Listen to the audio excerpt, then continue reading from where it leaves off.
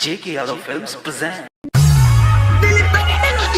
DJ Manish Luxor.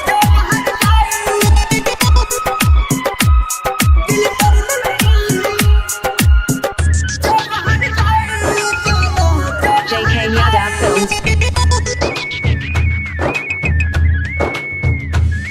दिल तोड़ दे मुँह मोरे ले दिल तोड़ दे मुँह मोरे ले हमारा कहीं के पहराई जोग हर जाई जो ना जोग हर जाई दिल तोड़ दे मुँह मोरे ले दिल तोड़ दे मुँह मोरे ले हमारा कहीं के पहराई जोग हर जाई जो ना जोग हर जाई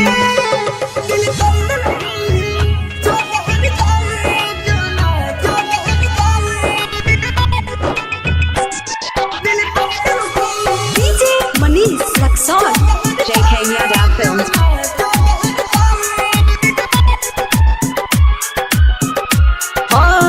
मांगने रही है प्यार हम कह के भगवान से छूट गए साथ हाथ हमारो ई जान से हमारो ई जान से मांगने रही है प्यार हम कह के भगवान से छूट गए साथ हाथ हमारो ई जान से दिल रोही गे नहीं सब खोई गे नहीं दिल रोई गेले सब खोई गेले जब भेलै ओकर विदाई जोग हर जाई जो ना जोग हर जाई DJ Manish Luxor.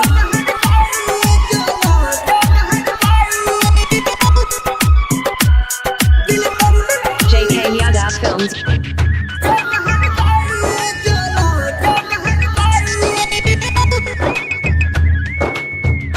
हाँ संग में जिया मरई के क्रिया तू खैले बीच रोहिया में जान छोरी चल गईले छोरी चल गईले संग में जिया मरई के क्रिया तू खैले बीच रोहिया में हमारा छोरी चल गईले बनसीधर के सोनू सिंह के बनसीधर के सोनू सिंह के रब दिलही दिल में लगाई जोग हर जाई जो ना जोग हर जाई शांति रिकॉर्डिंग स्टूडियो राजा जनमानसी JK Yadav Films.